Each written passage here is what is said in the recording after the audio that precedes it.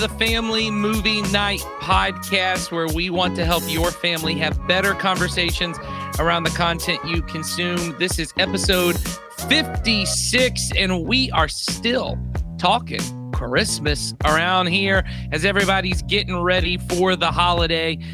Donnie Dorsey, the hero of our podcast, what's your favorite way to get in the Christmas mood, my man? If for me, it's gonna be some type of music. I'm probably throwing on like a Christmas album of some sort. Now I'm telling y'all, this is probably opposite of what most people do. They throw on that Mariah Carey. No. We're not doing Mariah Carey first. We're starting out with some Temptations, some Supremes. Right. That Silent Night, that Temptation Silent Night, that's something else, man. And then we're throwing in a little Merry Christmas, Happy Holidays NSYNC. That's how we roll. I almost guessed because I thought most people think that Donnie's go-to is Mariah Carey. I know Donnie's go-to is Merry Christmas, Happy Holidays, Merry Christmas. Hey, I knew that's where it was gonna be. I was so excited. Very good. Okay, of course. And then, of course, we have the villain of our podcast, Scrooge McDuck himself, Sawyer Hewlett. You don't even get to be Ebenezer Scrooge. You have to be Scrooge McDuck. I think that's the best version of Scrooge. Scrooge McDuck is the best. I don't know. Patrick Stewart, man. If you get to be Sir Patrick Stewart or Michael Caine. Bill Murray. Oh, Bill yeah, Murray is the best version of Scrooge. All right, have y'all seen Spirited, though? I haven't watched it yet. It just came out. Yeah, he could be. I don't. Was it Will Ferrell that is the ghost? Yeah, I think Will Ferrell is Scrooge in that one. Yeah, I think Will Ferrell's is Scrooge, and Ryan Reynolds is the ghost. The ghost. Okay, so he could be. I mean, none of us have seen it though, so we're just throwing stuff out at this point. Sawyer, how do you get into to get in the mood? What's a Missouri Christmas way of getting in the mood? It definitely clothing is my biggest thing. That might sound weird. Hold on. It sounded I wear clothing every day. Oh, okay. Yeah. I have a Christmas robe and I'm wearing it right now. Okay. Oh. I have wool socks that I break out at Christmas time. I have a bunch of sweats that they're only useful in the months of November and December, basically, and a little bit of January and February. So you also into a 2-year-old. Do what? When for Christmas, that's how you celebrate. You get a Christmas spirit by turning into a curmudgeon. Yes, exactly. I turned into a hermit. Everybody's grandma. Yeah, exactly. So you don't throw on your favorite Nelly albums and start spelling out Missouri? No? I will say I have a vinyl of an Andy Williams Christmas record. And that one I'll throw on at some point in the near future. For sure when I'm home. I never realized that. A Christmas for a 70-year-old woman and a hipster are basically the same thing. We're throwing on a vinyl record, getting our comfy robes. Yeah, exactly. And I'm just so you know, on this podcast, I'm going to be wearing this robe for the next 4 episodes. Every other episode that we talk about Christmas, I'm going to be wearing this robe. Okay, it's just going to happen. I'm happy for you. But of course, you've already heard from her, the mom of our podcast, Heidi Cooper. Tell me, what is the way you get into the mood for Christmas? Oh, decorating and wrapping presents are my favorite. When does decorating happen for you? Oh, so I know this is a really controversial topic for moms right now. But I wait until the weekend of Thanksgiving. I wait until after Thanksgiving. Yeah, that's it for us too. We always decorate on the Friday after Thanksgiving. So yeah, I will say that that's always been a family tradition for my from the past, and so I just stuck with it. Same for me. My mom always decorated. I think my mom actually now though decorates pre-Thanksgiving. Because she'll give Thanksgiving its due. You got to give Thanksgiving its due. You can't just be skipping over it. That's like a meal where we eat that food and people go straight to Christmas. I get a little offended. I'm like, hey, excuse me. We'll deal with your fruitcakes and all these different random assortments of foods later. I got turkey and pie to be eaten. Donnie Dorsey, food-driven human being. weighing in on the holidays. You just you give me food and some Christmas music around the time, I'm good to go. Very good. Well, hey, before we get into the movie we are talking about for today, Donnie Dorsey, why don't you go ahead and tell them what we do on this podcast?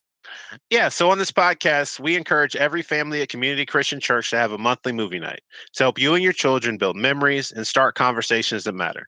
The goal of our family ministry is to help you raise your children to love Jesus and his way of life above all other things. And we know that critical to that is for you to have routine, regular times of connection and shared experiences that'll help you build stronger relationships.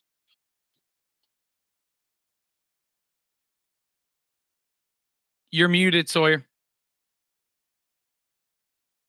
Filling in, you know what? Normally I would cut that out, but just going with the 70-year-old grandma thing for today, I think you talking while muted has to stay in. Very on theme. It's very on theme.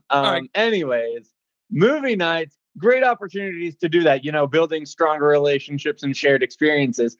Because movies are not just an easy way to share laughter and joy, fear and sadness in a safe environment, but they also give us a chance to talk about what matters most to us in ways that are meaningful and memorable with our children. And on this podcast, we want to not only recommend some movies you can watch on your monthly movie night, but give you some ideas of meaningful conversations you can have with your children during or after the movie. And as always, the point of this podcast is not to add another thing to your to-do list as parents that you feel guilty about if you don't get done. We just want to make it easier for you and your kids to enjoy being together so that you can build memories and have conversations that matter. So throughout our conversation today, remember that we just want to have fun and help you think through simple and easy ways to love your kids and share your love of Jesus with your kids. And we think the movie we are discussing today is a great opportunity for you to do that. This is a movie that just came out last year, and some of you may have seen it, but a lot of you may have skipped over it.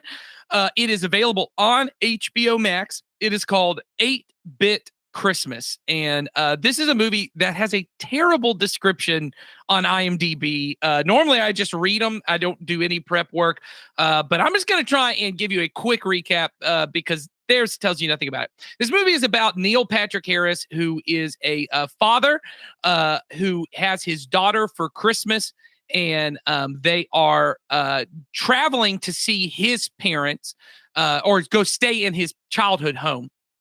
And while they're there, they find this Nintendo that was his when he was a kid. And then he begins to start to very much a la A Christmas Story, tell the story of his childhood, which took place in the late 1980s. That's one of my favorite parts of the movie is when he can't determine what year it is, which is the most dad thing ever. The late 80s. And then he starts referencing sports, which is the next most dad thing ever. Well, they won the World Series. And so can I just say also, since How I Met Your Mother ended, Neil Patrick Harris has transitioned firmly into like dad mode. Like everything he's in these days, I feel like he's playing a character that my dad would be like, oh, I like that guy. Even the villain in The Matrix. I'm like, I think my dad would like this character. Well, let me finish this and then I'm going to come back to Neil Patrick Harris. Let me just let people know. So he tells the story of when he was a kid and an important Christmas when he and his friends are like scheming to get an original Nintendo Entertainment System, the original NES that came out in the late 80s.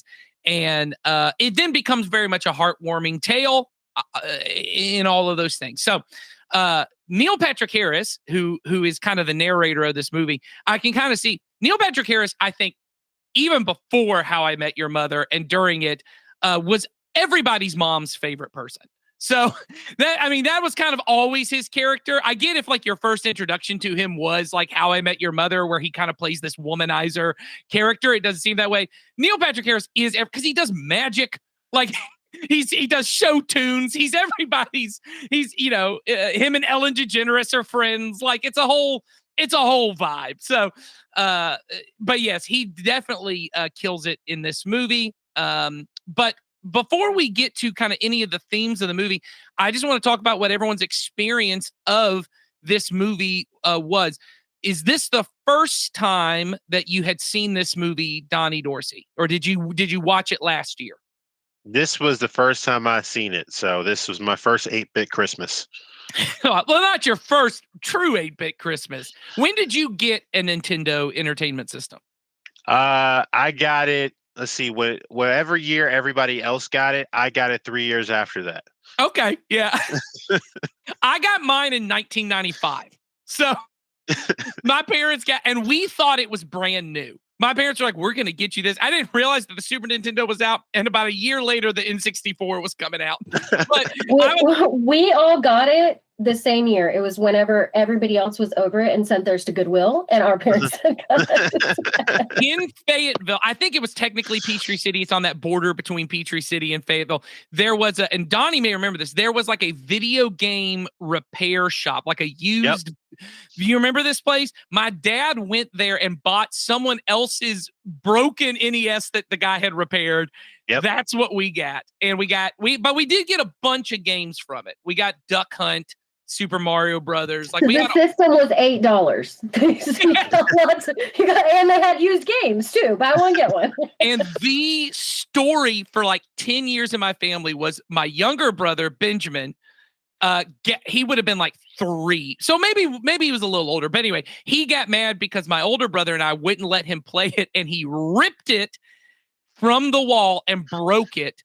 And we had to wait a year to get another. And we were so furious at him. And anyway, Johnny Dorsey, not your first 8-bit Christmas, but your first time seeing 8-bit Christmas. What did you think of this movie? I like the element. I love the idea of when someone's telling a story and you have that narrator role and then they're in the story and then you kind of get that flashback moment. Those are, especially when you have the right narrator. And Neil Patrick Harris, he's just one of those people, like when you hear his voice, you're like, all right, you could tell me a story about anything. He could like literally just start reading the phone book. I'm like, all right, cool. So Adrian Adonis, got it. Well, I think what he does really well too in this, and not necessarily him, but I guess more the writer and director, is the kind of faulty memory where the memories keep changing. And he's like, I was wearing a helmet, as we always wore the helmet. And it's like, was it green? Yes, it was green. And you keep seeing the memory change, which is a fun little twist on those kind of stories. Yeah. So such very good movie. Like I enjoyed it. Definitely something I think I didn't get a chance to watch it with the kids until they came in at the end of the movie. And so like I might end up rewatching it because I thought it was pretty good.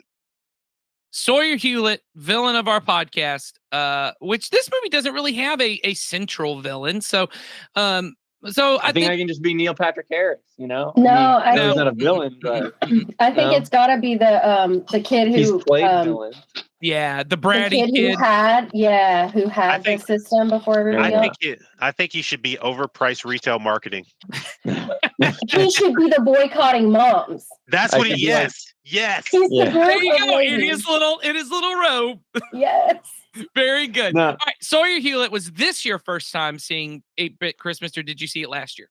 This was not my first time seeing the movie. It was my first time paying attention to the movie. My mom put it on last year at Christmas time. She's like, this just came out. And I was like, no, I'll just be on my phone the whole time. This is the first time that I was like actively paying attention to it. And, it was good. I enjoyed it.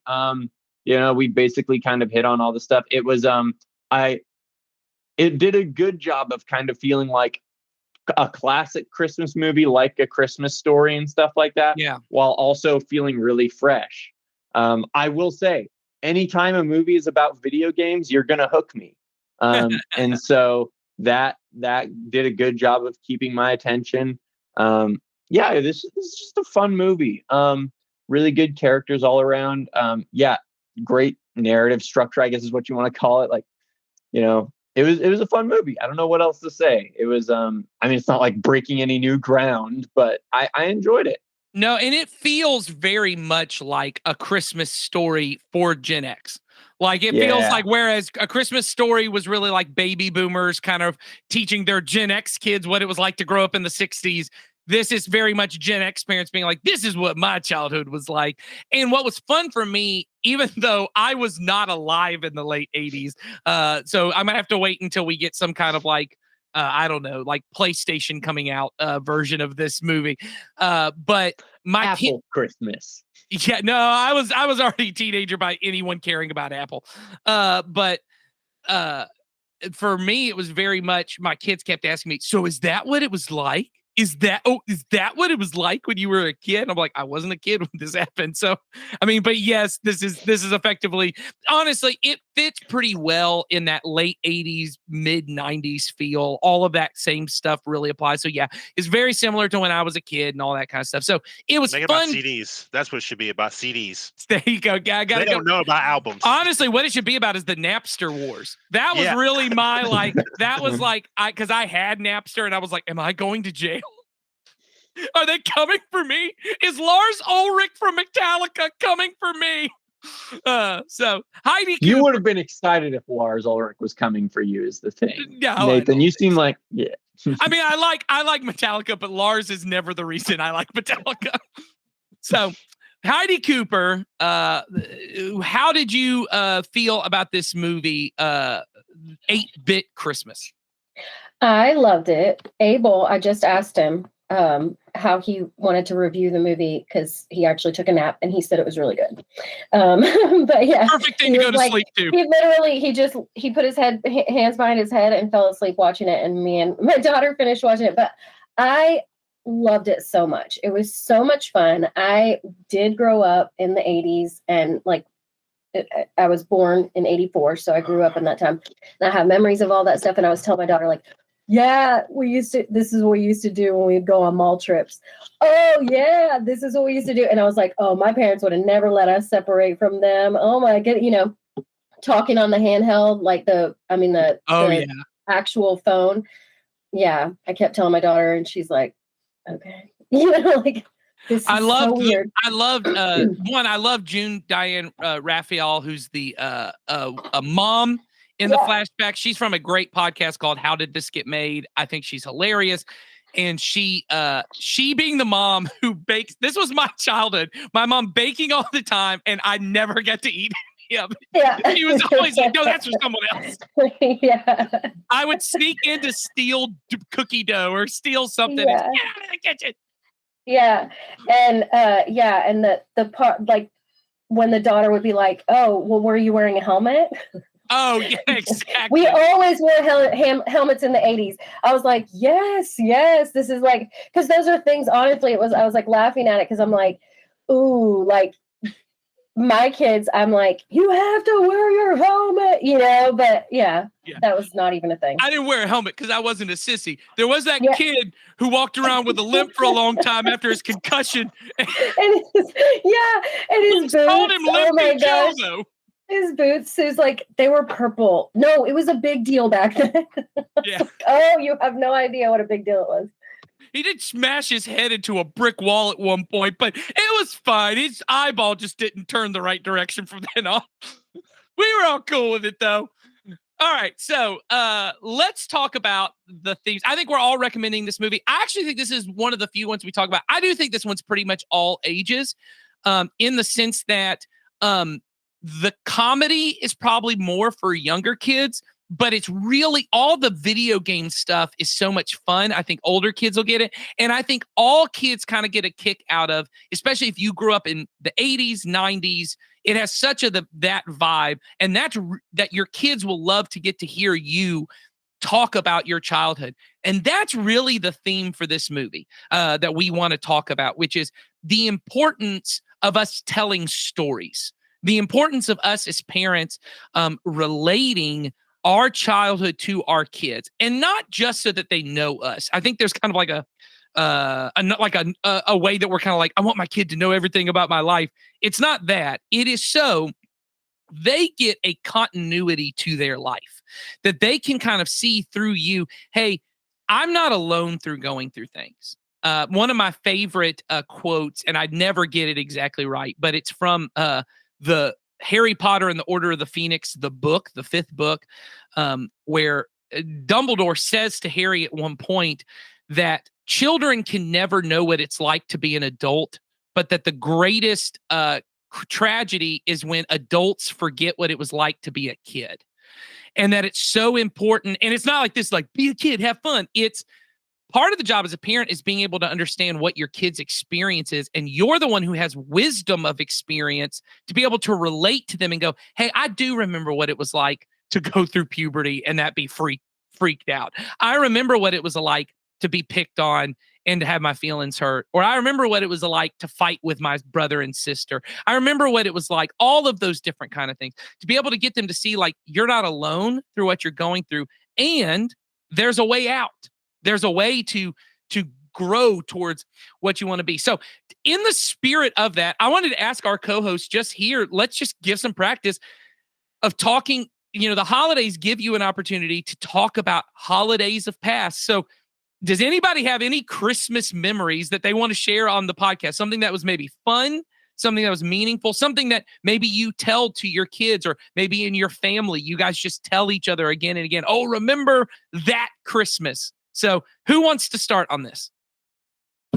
So kind of in keeping with the theme of the movie as well, mine was when we got our Sega.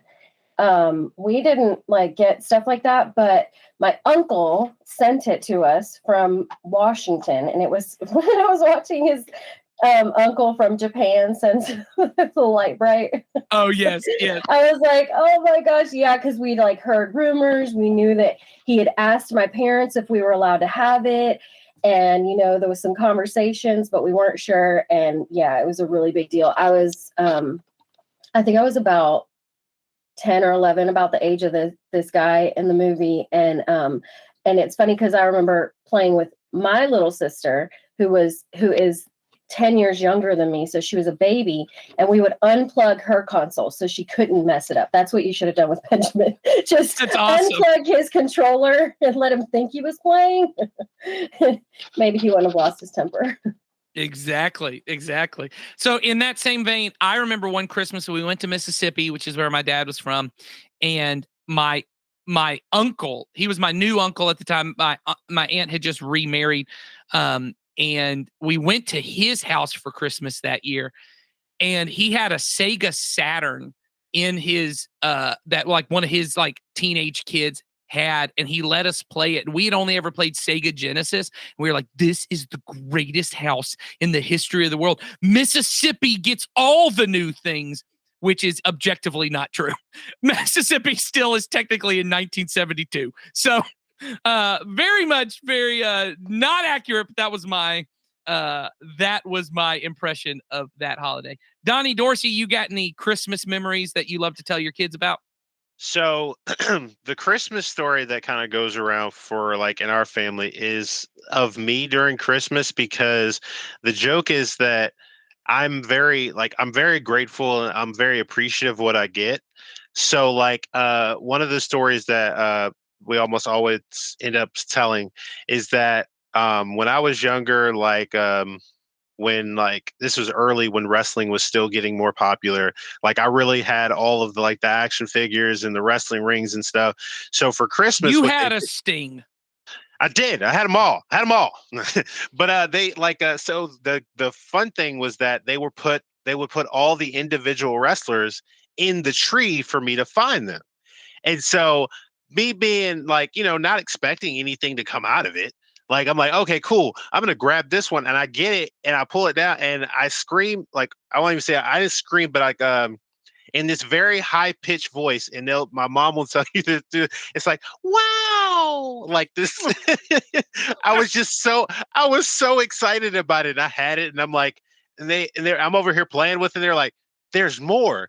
And that response was that they got that response every time I got something outside. And so that's the running joke. He's like, well, if nothing else, you knew he enjoyed it, because as soon as you heard him say, wow, you knew things were good. Undeniable. Very good. Yeah. Sawyer, you got any family memories, Christmas memories that you guys like to talk about? Oh yeah. I mean, I've definitely, have I talked about the cereal tradition on here? I don't know. Yeah, okay. Heidi says yes. I knew you told me. Okay. I couldn't remember. Yeah, I've told some people about it. That's definitely one that I love, where we go and get cereal. I also love similar to Heidi. When I unwrapped my first Xbox, I thought that the earth shifted on its axis a little bit, because I had already unwrapped 2 games. I had unwrapped Halo Combat Evolved, and I had unwrapped Star Wars Clone Wars. And like when I saw those, I was like, I don't get this. I know what an Xbox is, but I don't have an Xbox, because I was only like 9 years old, or I was younger than that. I was a young one at that point. And it was the first year that the Xbox had come out. This was the first Christmas, and I unwrapped it, and I literally was just like, oh, now I get it. And that was nice. That was a big deal. I remember 2 particular Christmases that kind of became like, things that, like Dottie said, you just kind of like everyone in the family brings up.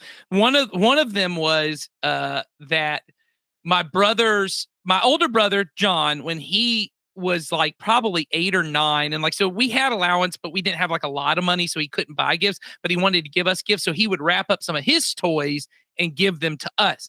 Well, my younger brother, Benjamin, would have been like 3 at the time. We have this on videotape because we didn't own a camera, but I bet Heidi and Donnie can relate to this. We knew families that did, and we would all take turns borrowing the camera from them. And I think at one point, like the church owned a camera, and so we would sometimes get to borrow that to do stuff. So we have some Christmas videos from those years, and we have one where my little 3-year-old brother at the time, Benjamin, is opening a gift that was this like stuffed fake lizard kind of thing. It was like one of those, remember those like little cloth animal things, and they would stuff beads in them. Yep. You know what I'm talking about? It was one of those, and it was a lizard, but it was, all of us knew it was actually John's. And so he opens it, Benjamin opens it and goes, oh, a lizard for John. And he goes, no, it's for you. And he goes, I don't want it. Like John with this whole thing, and so that becomes the thing is every time Benjamin, I don't want it. So he gave that. The other big one, and actually, based on this podcast, I think I need to tell this story to my kids because I don't think I've ever told this. My mom had a whole tradition for them, Mama, and they love Mama. Mama's the greatest person in the world to my kid. Mama used to love to wrap gifts. We would ask for things. My mom has always been very good. My mom is not one of those moms that's like, give me a list and then goes and buys whatever she wants. She would buy specifically what we want. But she would always love to play these jokes on us where she would wrap up gifts that would look like the thing we really wanted. And then when we'd open it, it would be like tube socks. And we'd be like, what is this? So one year, my older brother really wanted a guitar. He was learning to play guitar, really wanted a guitar. And so my mom wraps up a guitar box and puts it under there. And we're like watching the video now, and John's like, oh man, thanks. He's opens it up. There's nothing in it but a tiny note that says, go to the kitchen or something. He went to the kitchen to go get the thing. There's another note. She made a treasure hunt of the thing. It ends up with, up in their walk-in shower, she had put the guitar in the shower. And by the time he got it, he was like, thanks. This was a waste of 30 minutes. Oh my God. So my mom's like, my mother-in-law does that. She does treasure hunts for gifts. My kids like it. I think you like it when you're 6. I think when you're 15, you're like, just give me the guitar. Yeah. That's what, yeah. We're like 40. Oh, what's the next clue? And I never get them. I'm like, it'll be like, check the things, here. I'm like, it makes me think of that episode of The Office where they're trying to do all the different treasure hunts, and it's like that is exactly in the right. room from whence episode of The Office, watching me and Steven try to find our gift card to Dillard's. Yes. So anyway, I had fun already. I'm not even a part of y'all's family units, but hearing the stories, there is something that just hearing these stories, and like I wasn't at Donnie's family thing, but I could relate already to what Donnie was saying and what Heidi was saying and what Sawyer's saying. We all have those. And for our kids, for them to be able to kind of see, hey, my mom and dad, they were kids once. They know what it was like to be me. And this kind of really triggers back to something we talked about in the last episode where Heidi was talking about that we are really trying to kind of be representatives of Christ to our kid, that we can say to them, that's part of the whole point of Jesus becoming a human, is that he knows everything we've been through. In a couple weeks, we're going to be talking on this podcast about the Christmas story, the Jesus Christmas story, the birth of Jesus. And I was telling my kids when we were kind of talking about it, I said, Jesus is God, but he knows what it's like to be a baby. Like, he was born. He knows what it's like to be a kid who scrapes his knee and maybe tries to act a little tough about it. Like, tries not to cry about it. Like, Jesus knows what it's like to maybe at times to kind of, we know he knows what it's like to feel fear. We know what it was like for him to be angry. We know what he's like to feel all the emotions you feel. He was tempted in every way that you were tempted. He didn't sin, but he knows what temptation is like. And for them to be able to kind of start by identifying with us and saying, hey, my mom and dad know what it was like to be a kid, and their childhood's not drastically different than mine, is so important for them. But there's one other part that we really want to hit on before we're kind of done with this episode, which is the importance for us to talk about our faith journey with our kids, to not just tell stories about, family memories, although those are really good and those are important. We should do that, but to also be able to talk about our faith with our kids, for them to know it's real to us, that it's personal to us. And, if you grew up in a family, like part of my favorite Christmas traditions was when we were kids, we either went to a church's Christmas Eve service, or we as a church had a Christmas Eve service. And that was an important part. In fact, one of the famous kind of Martin Christmas traditions at the time was we would always go to Longhorn Steakhouse because it was the only restaurant that was, now it's not this way, but at the time it was the only one that was open late enough on Christmas Eve other than Waffle House, because we would get out of doing church services on Christmas Eve so late that we had to go find somewhere we could go and eat. Well, that's an important thing for me to tell my kids, for them to see, wow, Daddy has always, and Papa and Mama have so loved the church their whole lives, that's a part of their Christmas, that Jesus is a part of their Christmas. Jesus is the center of all those things. But even if you are new to the faith, and maybe you're the first person in your family, and you're the first person in your family at 30 years old to really enter into the faith, you can still have conversations. So I want to kind of open that up just for discussion here in the last few minutes we have of how do you guys find having conversations with your kids about your faith? What are good ways to do that? And simple ways, not like, profound ways, just simple ways we can have conversations about our faith. I think if the most honest and like authentic way, honestly, is just to think about when you became like a Christ follower, and just the little things that you see, in your day-to-day life. Like, I know what I really like about what my wife does is a lot of times she'll talk about it in the sense of like, look outside and look at all these things, like the moon, the stars, the grass growing, the animals, and like, this is what God created, and like, and that connection of things. And like, I think that's an easy way, because God is present every moment, of every day. And it's so cool to remind our kids that, hey, God's been part of my story before my story started. Yes.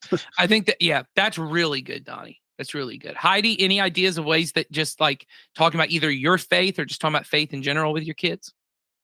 Yeah. So I did have one thing that I thought of, because I thought we were talking about it for Christmas, and what we used to talk about was like the history of it. And so I still like to tell my kids that, like, why do we give gifts? Like, why is there a tree? Who is Santa Claus? And like, I like to talk to them about like the history of it. I think us, just specifically the way that, kind of we're hardwired, we enjoy talking about that stuff. But, I think that can like relate to a lot of different families. I think for me in general, just talking with my kids about my faith, I try to like in little like opportunities throughout, my time with them. I just try to keep that kind of like a thread that just goes through our conversations. Obviously, the easiest way is to be intentional with it and to create spaces. So like, when we remember and have the time, we do like the Right Now Media, and we'll watch a video and then, talk about it in the end. And so that's a super easy way every single day. There's always more content available for us to watch, and they'll enjoy the video. And then we can talk about like, I can explain to them on their level, and then also like answer questions and talk about how, I experience that same thing that they might, it might be broken down on a simpler level, but it's something that's kind of universal or whatever. I think that's great. And I think the thing you said that's huge, Heidi, that is really more important than anything we share in here, which is just be intentional with your family and with the setups you have. Like, Donnie will have a way that he does it for his family, and Heidi has a way she does it for her family, and I do it for my family, and all those kind of things. But you've got to figure out what is the way that fits for your family. But the intentionality is the important part.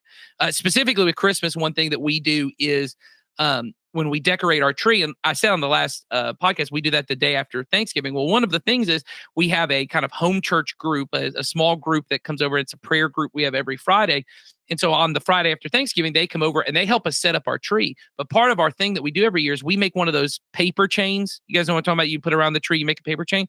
And when we do, we write down things we want to pray for, people we want to pray for, situations. So they'll write literally all different kinds of stuff. They'll write things like, we want to pray for people who are in prison, and we want to pray for people who are sick, but also I want to pray for Mama, and I want to pray for Papa. And we make these huge paper chains, but not just them. They get to do it with these people who come and are they're a part of our church, but they're adults, and they get to hear the things they're praying for and the people they're praying for. And we make this huge chain, and then we wrap it around the Christmas tree. And then throughout the year, when someone goes up to get a candy cane or something off the Christmas tree, they stop and they look and they pray for that, whatever that situation is or that thing. And it's a way to not just talk about it for our kids, but they get to participate in the kingdom. They get to practice it. And so I think, once again, I'm not saying you have to do that with your family, but I think that's an intentional thing, and it's become a tradition for us. It's become a thing our kids look forward to. And because it involves other people, it becomes communal. They know I'm praying for, Sawyer's a part of that group. So I'm praying for Mr. Sawyer's mom, or I'm praying for Mr. Sawyer's whoever, right? And that's important for them to know throughout their year. One other thing that has been really kind of just fun recently is I was talking to one of my girls about, we're kind of getting to the age with our girls, which is new for me, but just talking about like hygiene in general, like caring for your body, why it's important you put lotion on your body every day. Like, why is it important you care for your skin and you care for your hair, because our girls are very rough kind of girls. They're rolling around. They have sticks in their hair every day at some point. And just being able to talk to them about, like, this is why it's important to actually wash your hair and brush your teeth. And the way I kind of say to them is, God, you're beautiful. I say, God made you good and beautiful. He gave you a good and beautiful body. But do you know why God gave you a good and beautiful body? And they go, why? Now they know, because they answer it. It's so that people would look at you and they would say, wow, how good and beautiful must God be? If someone could make someone as good and beautiful as that person, they must be even more good and beautiful. And so it's important we take care of our body so that people know how good and beautiful God is. Like, even those little situations where you're talking about brushing your teeth, there are ways to make that about, hey, let's honor God. Let's honor God with everything we do. Brushing our teeth is a way to honor God. And so I think for us to work that in, and then I want to say this right at the end, we've said this a bunch, and we're going to repeat stuff a lot on this podcast. The number one way for them to know about your faith is for them to see it, for them to know that mommy has a prayer time, that they know that daddy reads his Bible every day, that they see you go to church and serve, that they know. And even if what it is that, oh, mommy or daddy has to leave the house early on Sunday to go, and they know that's why mommy and daddy are here, because they go serve. They know that part of daddy's routine is every Monday night I go and play trivia, but it's not because I want to play trivia. It's because me and a group of people from our church are just going there to pray for the other teams and pray for the servers. And we want to get to know them and bless them and find ways to serve them in the name of Jesus. And for my kids to know, hey, the reason daddy's not there for bedtime on Monday nights is not because he's just out having fun. It's because he's doing it in the name of Jesus. And for them to just see our faith on display. So the number one thing you can do for your kids is just to live out your faith and to do it in such a way that they can see it. And it will matter over time. It may not feel like it does, showing up to church on Sunday, every Sunday, showing up to serve, showing up, praying every morning. It may feel like, well, this doesn't really matter and they're not seeing it. They do see it. And Christianity, by and large, is caught, not taught. It is something that they just catch. It is not something we teach them about. So Nathan, I want to say this one. I just thought of this as you were talking.